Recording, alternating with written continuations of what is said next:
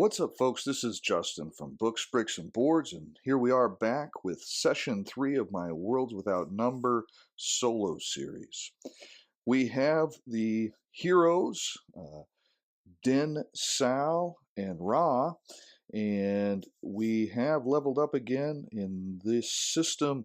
On the skill that we're going with, you're getting 3 XP per session, and we are at 6 XP, which raised us to level 3. I did do the leveling off camera this time, just to speed things up a little bit, to get a little bit more action on camera, hopefully. Nose and Ra has bounced up to 19 hit points.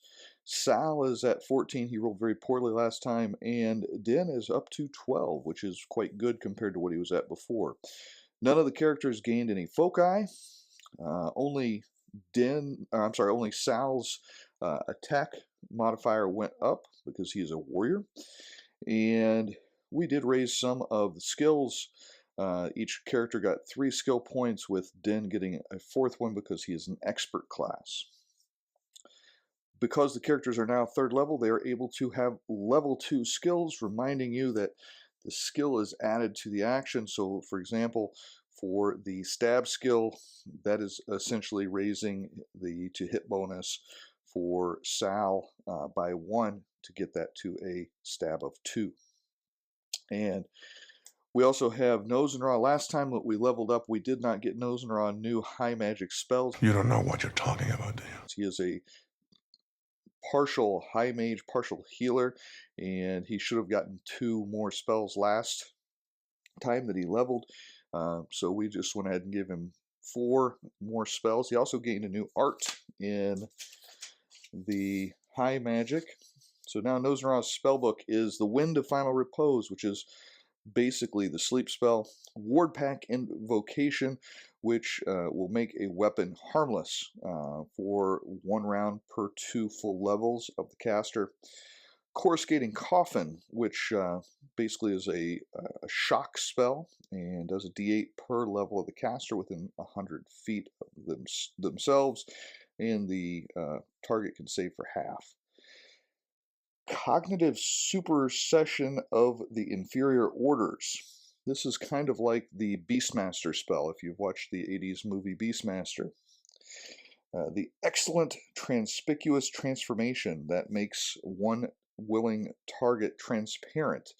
They can't run and they can't attack things, or they lose the transparency, but while they're transparent, they are -4 to hit, and it would be much easier to sneak around. And then the Imperceptible Cerebral Divulge. This is basically a read mind, and you get 1 question per level, but they get a mental save each time you ask the question. The healer arts have not changed, and we lowered all the saves to reflect the new level, and that should pretty much take care of that end of things. Now, you guys voted in the poll, and you said that when we arrived at New Camelot, they were very distressed about the loss of the two different future leaders of the church, and they are demanding that we pursue this new Arthur that has taken up residence in perhaps the ruins of Old Camelot, as the city has guards. They don't have soldiers, and we have proven that we can handle ourselves out in the wilds. So the city, while they don't have soldiers, so to speak, they do have some resources. So in an effort to do their part, they have supplied Sal with a long sword and some scaled armor.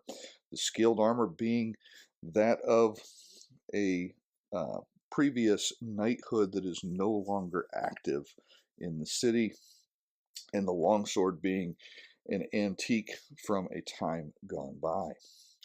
And that is where we are when we start our game. I would like to point out I am going to use some different figures today. My kids got me some flats from Hero Forge. These figure flats, I think, ended up quite nice. So we've got, let's see if we can get it. Yeah, we've got an archer.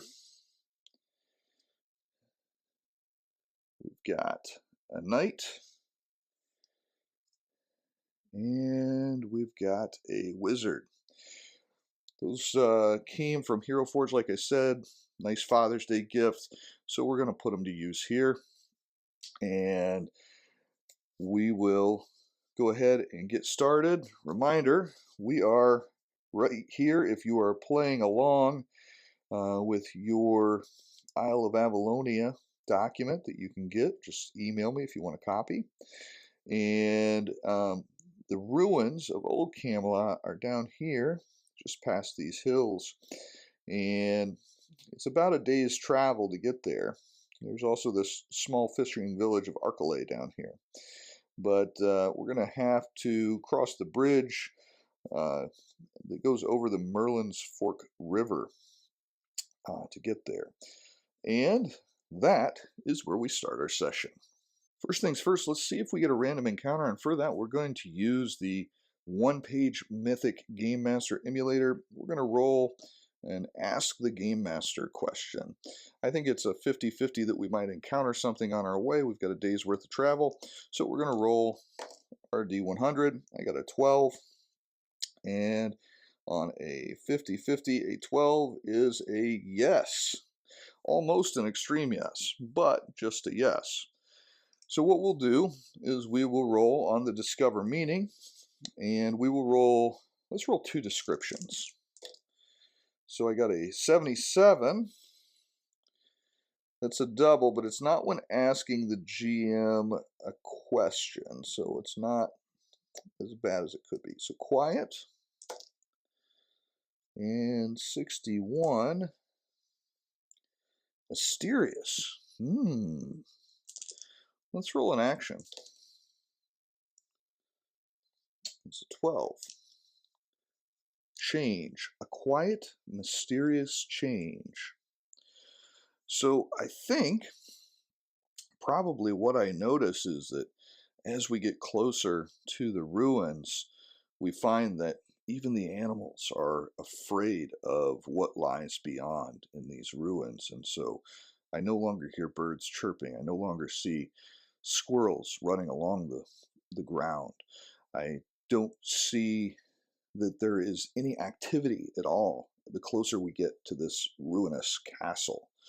And as we approach, we see, let's see, an 84, rough, 27, extravagant. So that makes sense. So I rolled rough and extravagant for descriptions as we approach this castle. It's rough because it's old and it's worn and it's unmaintained, and but extravagant because this was once a glorious castle that was well defended and represented the entire realm. This was Arthur's castle, the real Arthur. And whoever this person claiming to be Arthur is, that's trying to take back the relics from the church of Arthur's reign, and that's stopping at no cost to kill anyone that gets in their way. We need to find out who this is and put a stop to this. So we're going to go ahead and dive into the castle. And as we approach the ruins, I think that this is a scene where we see, fallen battlements, and the outer wall has been breached, but the inner wall stands strong. And as we approach, we would see some guards, and I've pulled out 6 guards here and just kind of put them in a position that I thought made sense. But let's go ahead and roll just once on description for guards. 20. Dark. Wow. Well, that's ominous. So as we approach, you can see the heroes at the bottom of the screen here. And I think that the guards would just kind of give us a "Who goes there?" And as the newly anointed tank of the party with his armor, I think that Sal, who also has been practicing his convince skill since he has leveled up, he is going to address them. And he is going to say, "We represent the city of New Camelot, and we demand audience with Arthur." We're going to see if these guys really operate as nobility or if that's just a clever title. So let's roll. I got a 10, so I don't have a bonus to it, but a 10 is going to be good enough. And so my convince skill has worked. I guess we look the part enough that they are going to allow us in. Now, what that tells me is that their leader is not afraid of a ragtag group of 3 young adventurers here. So they're going to take us in, and I think they probably are going to demand that we hand over our weapons to do so. Let's say that that's very likely, so let's do 1-page mythic. 49 on very likely, that's a yes. So they say, "Sure, just hand over your weapons and we'll take you right to the man." So I think at that point, um, Den is going to nock an arrow, and as the guard approaches that's going to take our weapons, and he's going to say, "I don't think so." And as he does that, the other guards inch their way closer, and the 2 on the battlement notch arrows of their own. What is your glitch? So we are going to have a combat here. Let's go ahead and roll initiative for the good guys. That's a 4, and we get to add our highest dexterity modifier, which is a 1 from Den. So we got a 5, and the bad guys, they got a 6. So they are going to be going first. They were prepared. So I need to get some stats. I think these guys are just kind of thugs. They're not armored. They're not well equipped. These are the expendable new recruits that Arthur has acquired, we'll say. And so these guys, I'm going to use the thug or militia stats. So they've each got a hit die. They've each got a 13 AC and a +1 to attack. I'm going to say they're using short swords and short bows, and we will go with that. And I will grab a tape measure so that we can do some movement. So these guys, we're going to say he's going to charge closest. These guys are, it's rough terrain, so they're going to just kind of make their way down. It's going to take their time. This guy's going to run, but he's not going to get all the way to us. And then these 2 guys are going to shoot at Sal. So we'll do shot number 1. Missed. Shot number 2. Natural 1. Wow. So the 2 archers have missed, but this guy charging is probably not going to have much trouble hitting the mage, as the mage has an armor class of 10.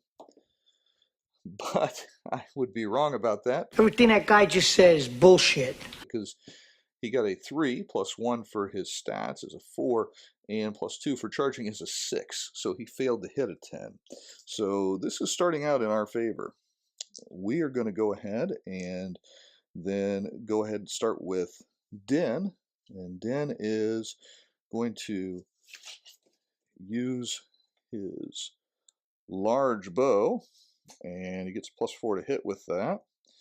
And he is going to shoot the archers up here. And we'll go ahead and roll. We got a 12 plus 4 is a 16. That definitely hits. Den's bow is a d8 plus 3 now. 4 damage. So let's see how many hit points that guy had. He had 1 hit point. So he is shot and falls and screams as he falls off the battlement. Ah! So Den is going to then use his movement to kind of drop behind Sal and Ra. Now Ra has really bad armor class, but he is super durable. All his foci and his arts from the healer path and his just natural high constitution have made him incredibly durable. So not too worried about him taking a couple of hits. That being said, Sal's not going to stand for that. He's going to come over and he is going to use his newly found longsword. And he gets a 9 plus Sal's longsword is getting a +7 to hit. So that's a 16, so that definitely hits. But even if he misses, his shock value now is a 9. That's on 13 or less, but these guys have 13 AC, so he's going to do 9 damage regardless. So he's automatically killing these guys when he attacks them. So he cleaves this one solidly. So these guys might be figuring out that they are not in a favorable position. So I think that Ra is now going to attempt to use his convince skill, which he's been working on as well. And he is going to try to convince these soldiers to just let us make our way back to Arthur so we don't have to spill any more blood. And so I think that's going to be a tough sell. But we'll see what happens. We'll say that this is a 10 roll. I got a 6 plus 1 for his charisma, so 7. So nope, they're not convinced of that. But they have lost a couple of members of their group, so I think I'm going to roll a morale check for them. And they break. Their morale is an 8, and I rolled a 10. So they're like, well, we're not going to take you to him. You want to mess with Arthur, you do that on your own time. And so they're going to take off. And this guy's going to kind of run off. And I think that we're just going to let them go. They don't appear to be going towards the castle because they can't tell Arthur that they failed him. So they are making their way away. We'll just go ahead and let them go away. Let's see, is there anything useful that the ones that we have slain would be carrying that might be a clue or potentially give us an idea of what is going on here? And so let's roll description. 91. Small. Okay. Let's roll another description. 77. Quiet. 67. Official. Small, quiet, and official.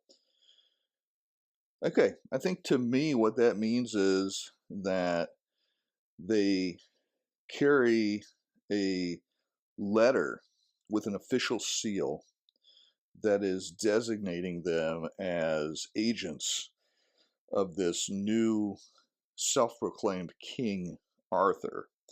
And to me that says that he is somewhat sophisticated, if not a little mad. So that will color how Arthur will operate going forward. And so the heroes are going to make their way towards the castle. And having dispatched the guards that were set to watch anyone entering, I think that they find themselves in a position to be able to enter the broken ruins of the castle.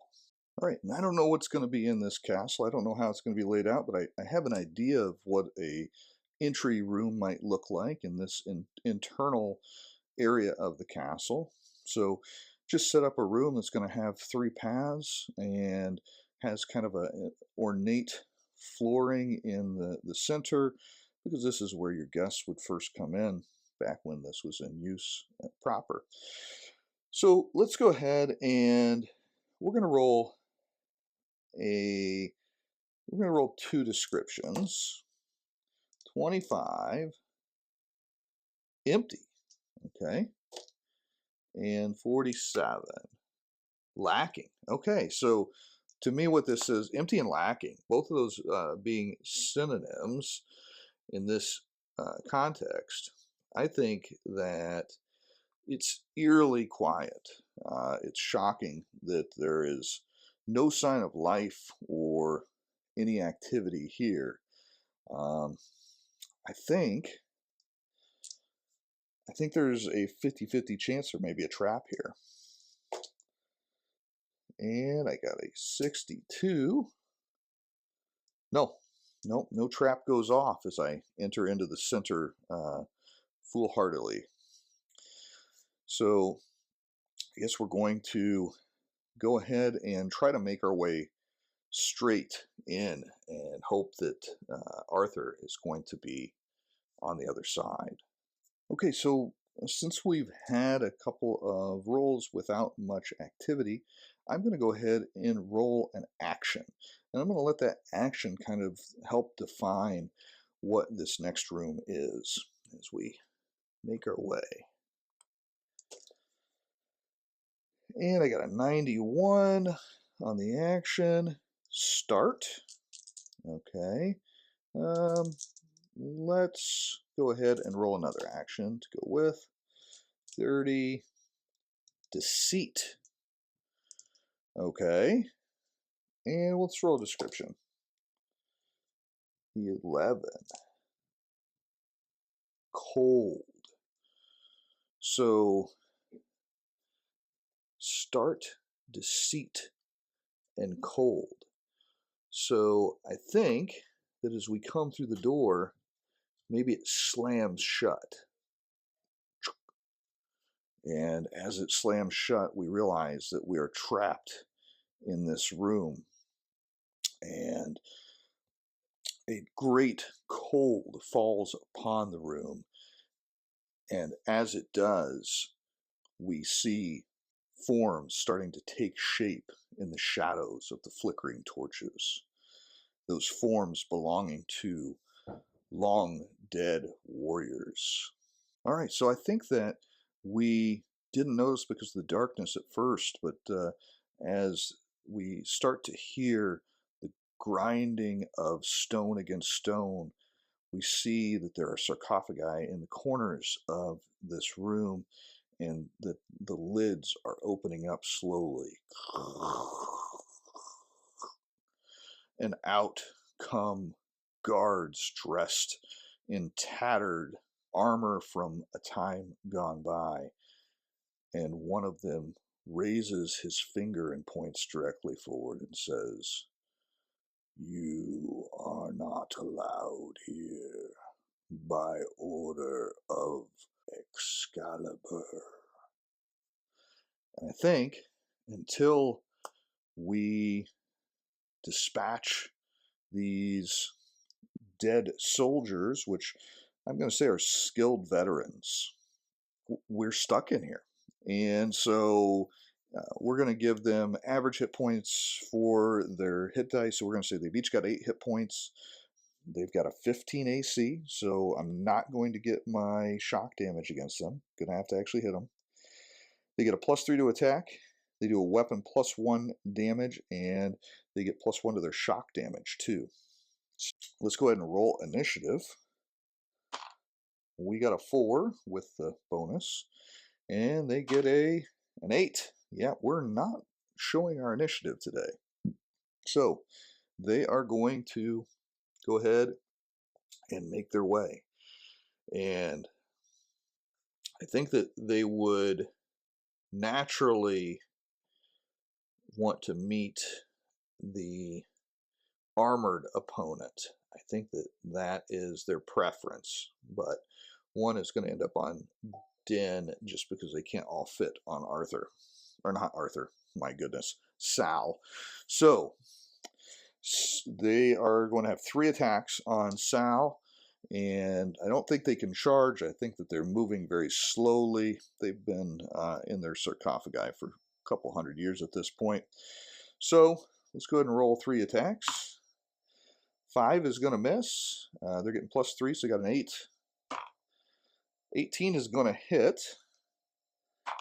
And the last one is going to be a 9. That's going to miss. So we're going to say that they're using long swords. They did 3 damage to Sal. I didn't mention the characters healed up while they were in town. They were able to get a night's sleep before they were sent out on their quest. So you also got a system strain back.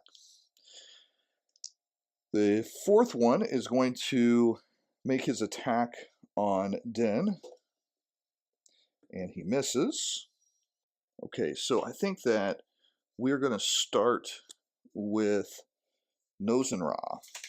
He's going to take advantage of the fact that they're not paying much attention to him, and he's going to cast his 1 spell for the day. He had 3 memorized, and he's going to cast Coruscating Coffin, which is a d8 of electrical damage per level. So he is going to get to roll 3d8 damage against the one in front of him. And he did 12, 16 damage. They do get a chance to save for half, but as half would still be enough to kill them, so he is going to raise his hand, say a couple of magic words, and zap, dead again. So the corpse fries, and we smell the rotted flesh burning. Now Sal is going to try to step a little bit more in front of Nozenra, and he is going to attack with his longsword. He's got a 19 with his +7 to hit, so he's going to hit. And 4 + 5 is 9 damage, so he easily dispatches the enemy as well. And Den is going to step back and take a shot with his bow. And he's got a 7 + 4 is 11. He's going to miss. Close quarters makes sense that he would not be able to hit. So the following round, we would continue with the same initiative, and we are going to have the undead make their way in and continue to attack the mailed combatant.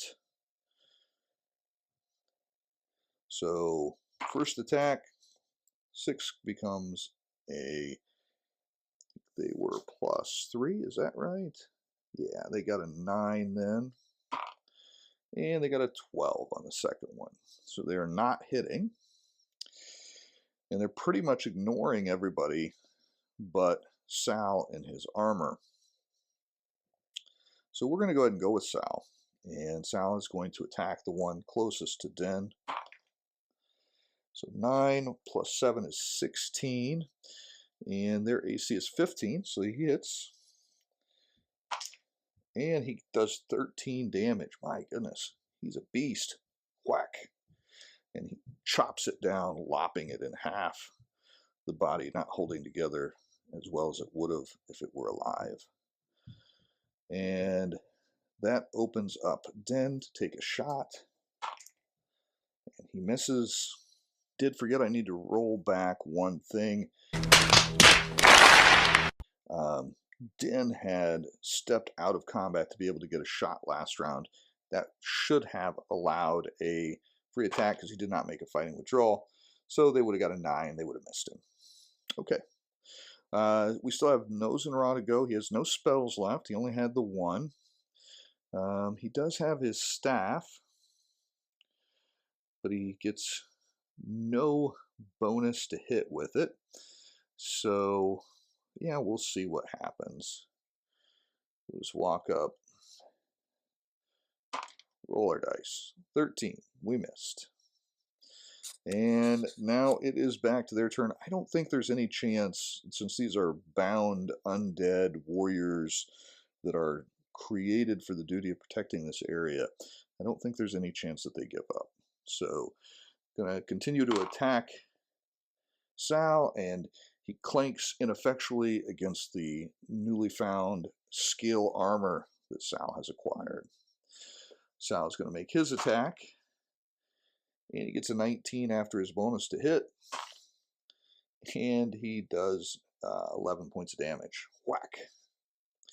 So I think as we dispatch the final of the undead guards, the coolness in the room changes back to a normal temperature.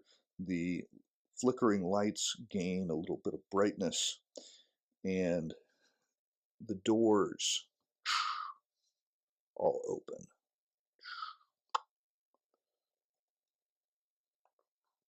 So again, we're going to go ahead and roll on the one-page mythic, and we're going to roll an action for the next room. We've been rolling a lot on description, so we'll roll an action for the next room, and we'll say we're going to look into the room to the right. 20. Conclude. Oh, conclude. So that tells me that the boss is there. Okay, so description. 15. Damaged. And 76. Powerful. Okay, that's going to be interesting. Damaged, powerful, conclusion. Okay, so as I was putting this room together, I just threw some random shapes in there, which you could do the same if you were going to be drawing this on a Chessex battle mat or just some graph paper. I happen to be using Dwarven Forge stuff, but you don't need that to have fun. I've had a lot of fun before I had any Dwarven Forge terrain. But as I was putting this together, just so happened that the shape that came out was a cross. I didn't intend for it, but it worked that way. And so, since I rolled that this was damaged and conclusion for this room, I thought maybe this is what Arthur was doing. Maybe he's just a pawn, and he has been conducting this ritual so that he could control the undead soldiers of the actual King Arthur. If he could raise an army under his control. And I think that the damage part is he did not know what he was doing.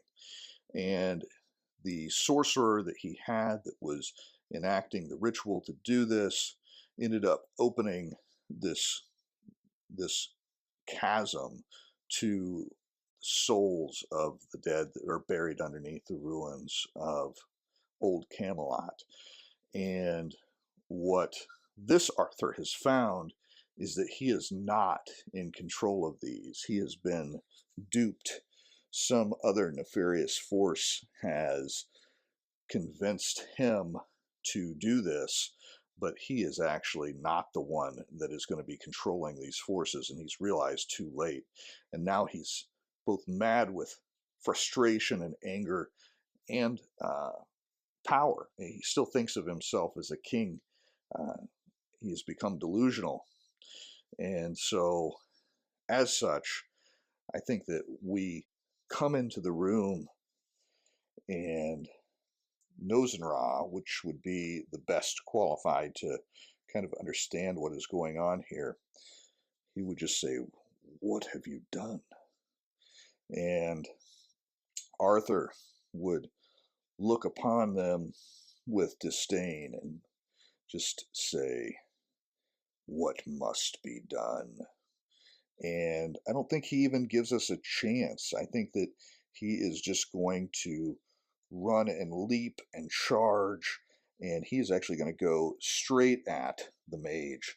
And for Arthur, we are going to make him a warrior baron level enemy.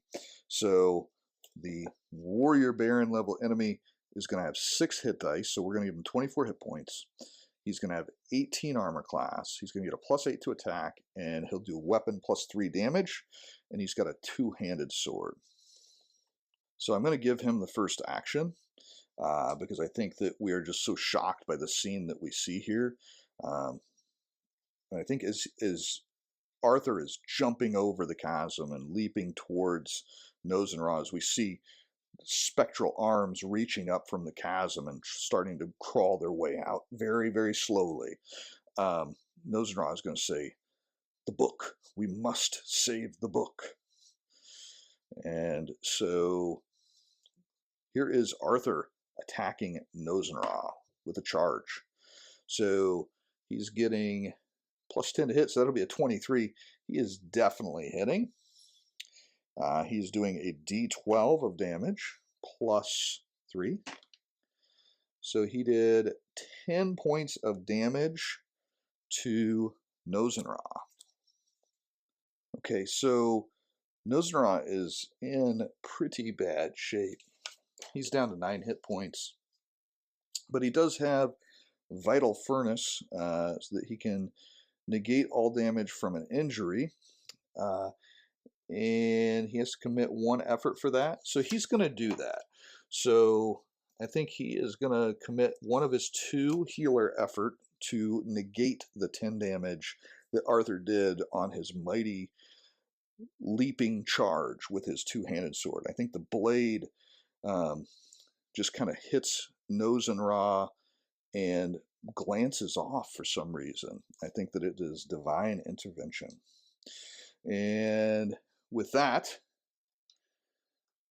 Sal is going to use his shield to try to bash the warrior back away from Nose and Raw. And for that, we're going to use the shoving rules. So in the shoving rules, I have to successfully hit with an attack, and I do no damage with that. So I'll do a regular melee attack, so it's +6 to hit. And then if I hit, then we will do an opposed either strength or exert. I am trained in exert. So we'll go ahead and do my attack. I got a 6 + 6. It's 12. I don't hit. So basically I slam my shield against Arthur, and he easily takes the blow and is not phased. So Den is going to make his way around here. He's going to slowly try to work his way towards the book. And he's also going to take a shot on Arthur. And he gets a 10. +4 is a 14. Is not going to be enough to hit the 18 AC of Arthur. We're in a bad way here. So it is now Arthur's turn again. And he is going to continue to focus upon the mage. 17, that'll hit. And D12 +3 damage. He only does 6 damage this time. Well, that's better. Slightly. So we're down to 13 hit points. And as he's hacking at the mage, he says, "Blast you and all of your kind. You see what you've done to me." And so South Circus is going to make another attempt to push. So he needs to get a 12 or better on this. He gets an 11. You know what, though? He is going to use his veteran's luck to automatically succeed on the attack, because this is really important. So, Arthur is going to get a +2 to his roll, and it's going to be an opposed skill check. So we'll roll for Sal first. Sal gets a +3 because his strength is a +3 mod. So got a 7, +3 is a 10. Now Arthur is going to roll, and he's going to get a +2. And he gets an 8 +2, 10. Okay, so it's a tie. So again, Sal slams his shield into Arthur, and Arthur grits his teeth and braces his back foot, and he does not go anywhere.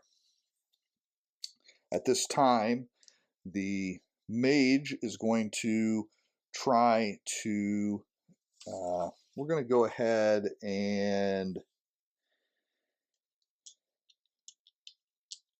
he's going to commit effort for the scene as an instant for healing touch.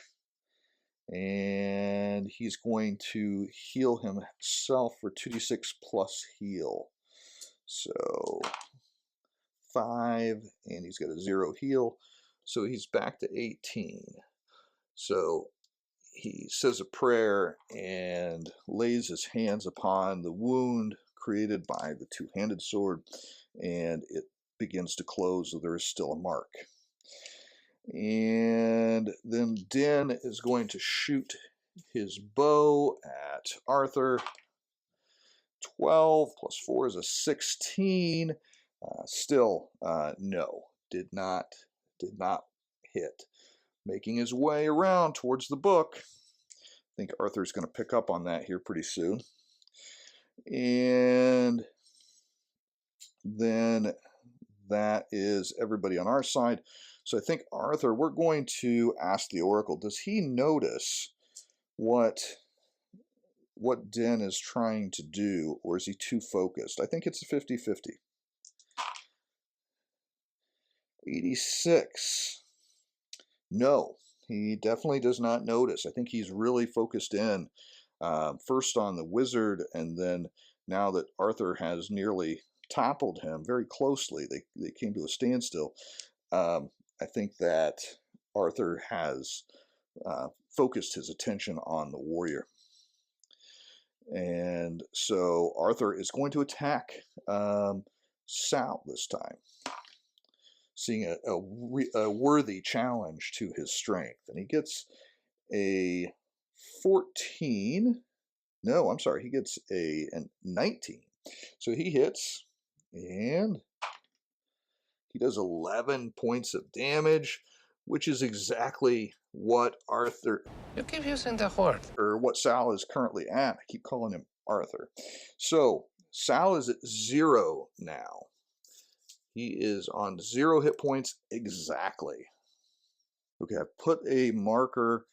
This bloodstain D6 is the marker of how many rounds that Sal has been mortally wounded. And if that hits 6, he will die at the end of that round. And so it is now the hero's turn.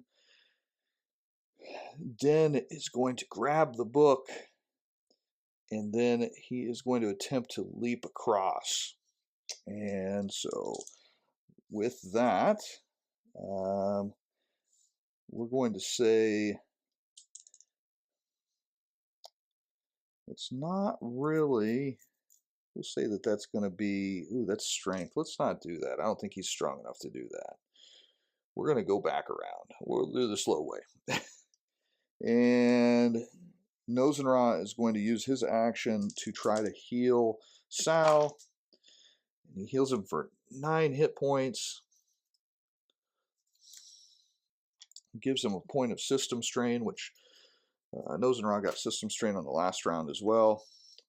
Sal kind of comes to, and he stands up and takes a swing with his sword.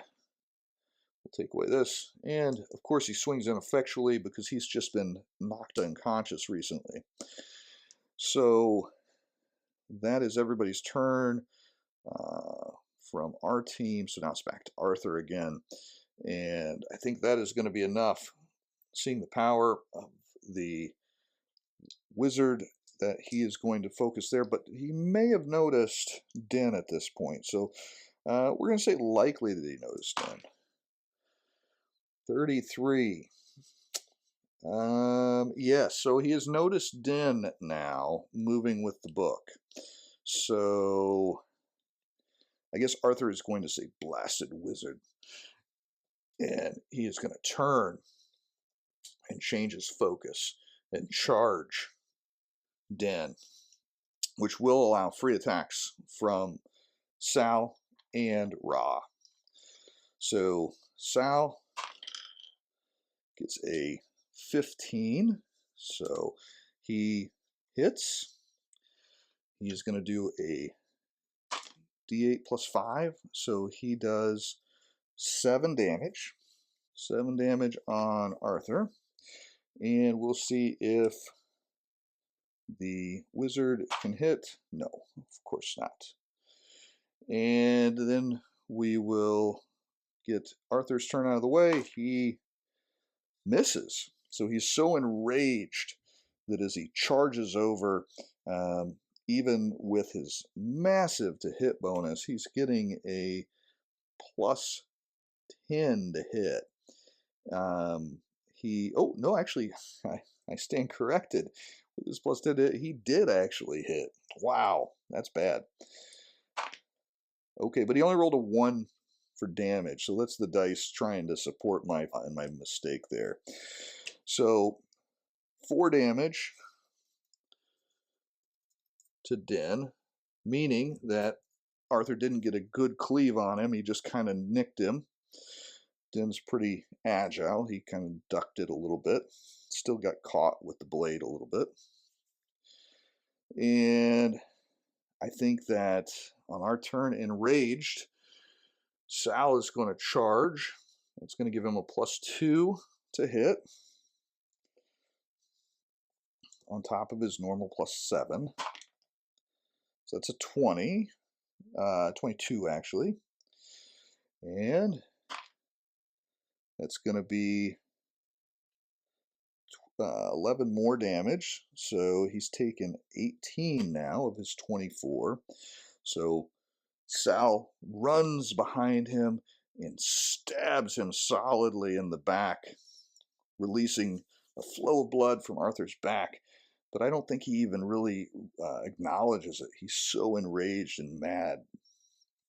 So then we will go with Ra, and Ra is going to come over and shut the door and stand back there. And Den is going to drop the book and step away, giving Arthur a free attack. And he hits. Hopefully he doesn't knock me out. But he does. Wow. So 13. So he's actually -5. So he's definitely unconscious. And so we're going to put the 1 marker there because he is out. And then that is everybody's turn here. So now it's Arthur's turn again. And he's going to turn. And he's going to attempt to shove Arthur into the pit. 2, he does not hit.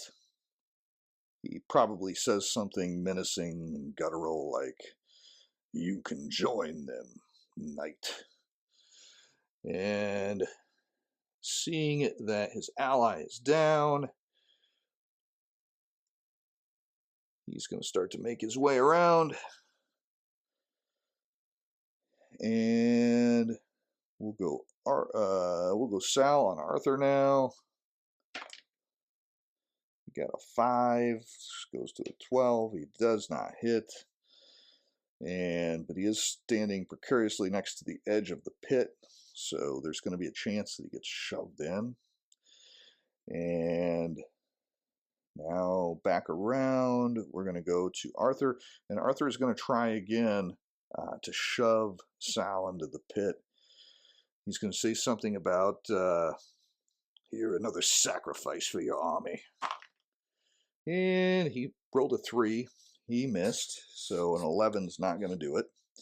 So now we'll go ahead and go with Den. 1, 2, 3, 4. He's going to try to heal. And 7 with his magic. So put him at 7, give him a system strain.